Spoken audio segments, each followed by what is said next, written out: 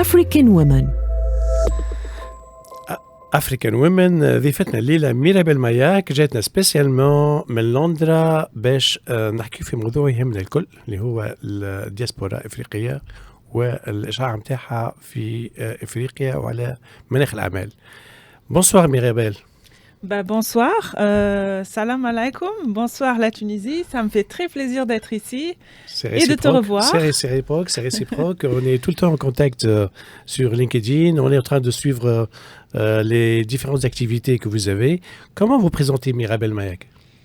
Mirabel Mayak, tout court, je fais de moi-même, j'ai fait un métier. Oui, ça se voit, mais disons dans l'activité professionnelle, quels sont les éléments forts de Mirabel? Alors déjà, je suis née d'une maman allemande et d'un père camerounais et mon premier mot, ce n'était pas maman ou papa, c'était lettre de crédit. Donc je suis née dans une entreprise familiale, donc ça, je ramène ça dans mon travail de tous les jours. Et je ramène mon travail Afrique, parler entre deux cultures, c'est devenu mon métier. C'est dans ma vie privée comme dans ma vie professionnelle. C'est ce que je ramène. Très bien. Donc génétiquement, l'ADN était déjà africain et moitié allemand. C'est un mélange très intéressant dans nos discussions qu'on a eues en off.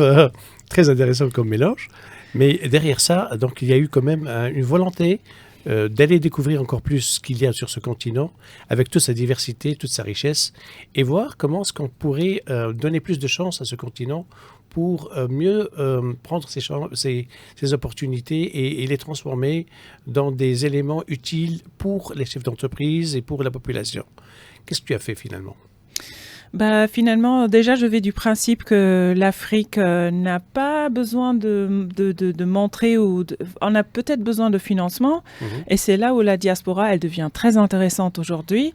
Mais sinon, nous sommes très riches. Et ça, je l'ai compris très, très tôt, dès mon enfance, entre deux cultures. J'ai toujours voyagé en Europe. J'étais en France, dans tous les pays d'Europe avec mes parents. J'étais dans plein de pays de l'Afrique et j'ai toujours pensé, attends, pourquoi on nous raconte qu'on est pauvre, on sert à rien alors que nous sommes très beaux, nous avons de la mélanine, nous avons des jolies peaux, nous savons accueillir des gens, que ce soit en Tunisie, que ce soit au Maroc, que ce soit au Sénégal ou Cameroun.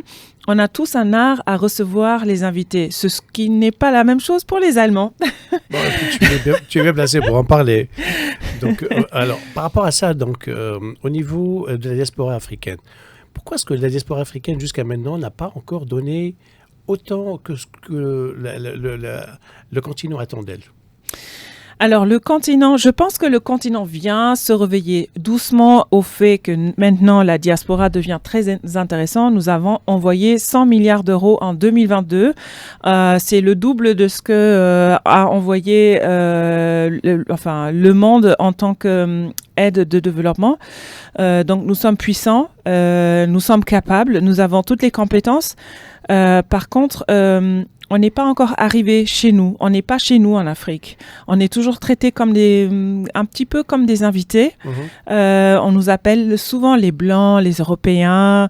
On n'est pas tout à fait chez nous. En Europe, on n'est pas chez nous. Donc, on est un petit peu entre les deux continents sans avoir un chez nous. Et donc, du coup, on n'a pas pu et personne n'a encore pris en charge ce développement. Cette diversité de la diaspora africaine, justement, parce qu'on dit diaspora, c'est comme quand on parle de l'Afrique. L'Afrique, c'est 54 pays, c'est très diversifié, c'est très riche. Et donc, il y a autant de pays qu'il y a de diaspora. Et peut-être que ce manque d'unicité, de diaspora, de leadership à l'échelle globale, mondiale, qui a manqué, peut-être qu'on a manqué une figure qui va monter au podium, qui va dire, écoutez, il va falloir qu'on se réunisse tous ensemble. Il va falloir qu'on trouve une voie ensemble et qu'on fasse les choses ensemble d'une manière plus efficace. Tu as bien parlé les moyens, on en a. La technologie, ces gens, ils ont fait les meilleures études, les meilleures écoles. Ils sont en train d'être très utiles dans des économies internationales qui sont bien avancées. Elles sont prêtes. Il y a toujours, on voit par exemple ce qui se passe aux États-Unis, cette tendance de plus en plus forte des Américains pour entrer et revenir vers des pays de leurs ancêtres.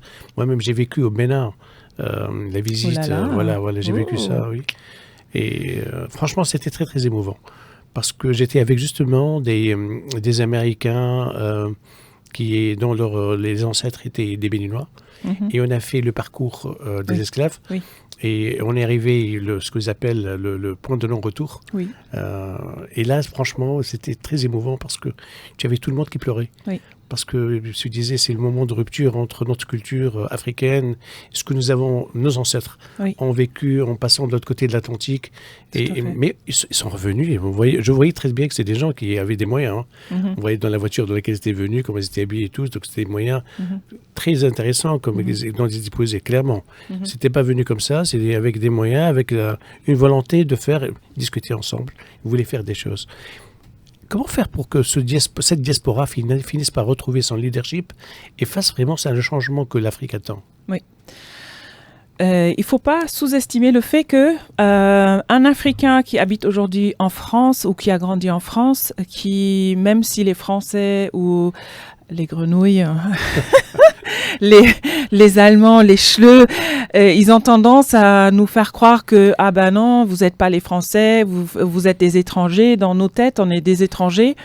Mais quand on arrive sur le continent, on se rend compte que et ça, c'est donc deux cultures qui se clashent parce que à la fin de la journée, on est des Blancs, on est des Européens, on n'arrive pas à se repérer tout de suite.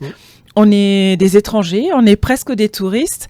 Et en fait, il faut vraiment une réponse à ça au niveau des gouvernements, de tous les gouvernements africains. Peut-être aussi des gouvernements, ça c'est une chance ratée, je dirais. C'est beaucoup plus l'Afrique qui va en profiter si l'Afrique maintenant se jette dedans et voilà, on nous accueille et on nous propose des initiatives et des programmes pour qu'on s'intègre en fait. Donc là, on a besoin de se réintégrer chez, entre guillemets, nous. Oui, mais pourquoi attendre des initiatives du gouvernement? Je vous donne l'exemple de la Tunisie, par exemple. L'année dernière, les rentrées d'argent qui venaient de la diaspora tunisienne a été plus importante que les rentrées du tourisme. Alors, je sais très bien parce que tu as fait du tourisme en Tunisie. Ça rapporte beaucoup d'argent en Tunisie. Mais dis-toi bien que les Tunisiens qui vivent à l'étranger ont fait des virements dont le montant était plus important que les revenus du tourisme. Et ceci n'a pas encore été transformé sous forme de projet. La plupart du temps, c'est de l'argent envoyé à la famille qui est restée en Tunisie pour les aider à survivre les temps un petit peu difficiles par rapport à la cherté de vie, etc. Et je me suis toujours posé la question, mais s'il y a un autre changement dans le modèle de réflexion, et au lieu que d'envoyer de l'argent pour survivre, mais envoyer de l'argent pour lancer des projets.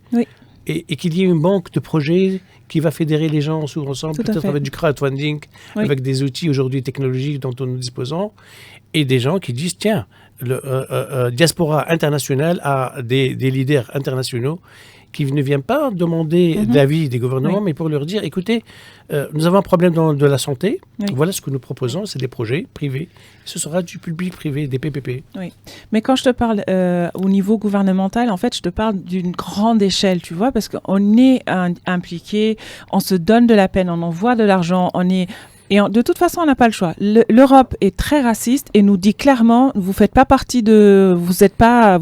100% allemand, vous n'êtes pas à 100% français, donc on nous met toujours dans une certaine box, dans une certaine boîte. Et donc, du coup, de toute façon, peu importe que les gouvernements nous accueillent le tapis rouge ou pas, on est là, mais par exemple, on peut faire des incentives, on peut faire des initiatives, on peut éduquer aussi les populations locaux à nous recevoir aussi au niveau des taxes. On peut avoir des rabais de taxes. On peut dire, écoute, si tu viens t'installer ici 6 mois par an, si tu viens acheter un bien, comme par exemple, il y a des pays dans le Maghreb qui ont été beaucoup plus agressifs, entre guillemets agressifs dans le bon sens, qui sont allés chercher la diaspora. Entrepreneurs. Voilà, ils ont dit, écoute, si tu viens, tu as des pour quelqu'un du Cameroun qui veut retourner au pays, pour l'instant, je paye 250 € si j'ai un passeport allemand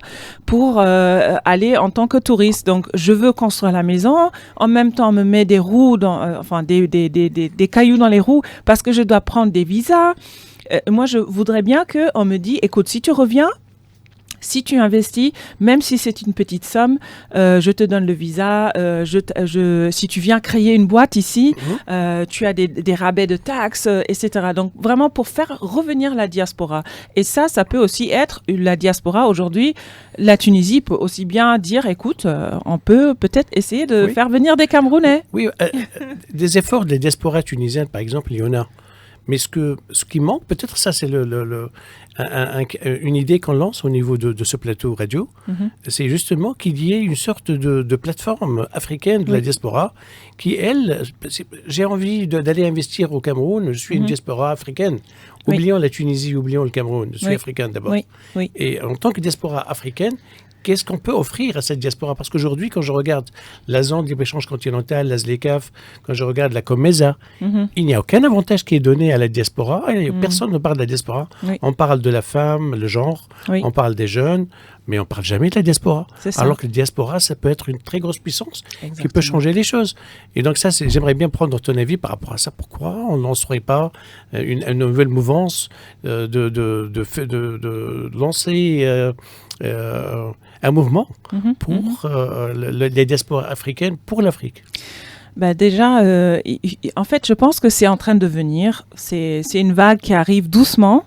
Et c'est quelque chose dont l'Afrique et l'Europe, on va se rendre compte, mais bon, pour l'instant, et il faut aussi dire que la diaspora, on a des diasporas assez, la diaspora tunisienne va peut-être rester de son côté, il y a la diaspora marocaine, il y a la diaspora camerounaise. C'est ça le problème. Donc il y a plein de petits groupes très séparés. On n'est pas dans l'esprit communauté, donc il faut créer cet esprit. Il faut peut-être créer des fonds d'investissement. Il faut beaucoup plus. C'est très difficile quand vous êtes en Allemagne d'avoir des informations, même si vous êtes de la diaspora et vous avez beaucoup plus de contacts avec des autres personnes de la diaspora. Mais avoir des informations en Europe sur ce qui se passe sur le continent, mais c'est incroyablement difficile. C'est pour ça qu'on a lancé une émission comme celle-là, pour parler justement qu'est-ce qui se passe dans le continent. Déjà en Tunisie, c'est la seule émission qui est uniquement dédiée à ce qui se passe en Afrique. Alors, en Algérie, je n'en connais pas. Ils viennent de lancer une émission télé, je pense. Et je suis en train de discuter avec eux des possibilités de partenariat d'ailleurs, avec les Algériens dans ce sens, avec des duplex possibles. Mais moi, je suis un panafricaniste. Je crois en Afrique. Je suis africain d'abord. Avant d'être tunisien, je suis africain. Et je suis très fier d'être un citoyen de l'Afrique. Et je pense que la diaspora africaine a énormément de choses. Elle n'a pas à demander des autorisations. C'est son continent. C'est à elle de s'imposer avec des idées, avec des financements, avec des projets qui vont faire changer les choses. Exactement. Je te remercie beaucoup d'avoir pris la peine de venir nous voir dans notre plateau Africa Express chez Express FM. C'est une première dans votre visite ici et on espère vous revoir bientôt, même en ligne. On pourrait revenir sur ce sujet, sur d'autres sujets, selon ce que vous voulez. Très ravi de vous avoir encore une fois. Donc je rappelle que c'était Mirabel Mayak. On a parlé aujourd'hui de la diaspora africaine et de l'intérêt de fédérer cette diaspora au profit de l'Afrique. Merci Mirabel. Merci beaucoup et vous me trouvez sur LinkedIn voilà, on essaie de se suivre, de s'informer et en même temps, la prochaine fois, il va aussi falloir parler des diasporas non africains mais qui sont aussi bien importants comme la diaspora turque à qui je fais un grand yak shamlar. Bonsoir. Absolument. Merci beaucoup Mirabel. كان كملنا دونك البرنامج نتاع اليوم افريكا اكسبريس.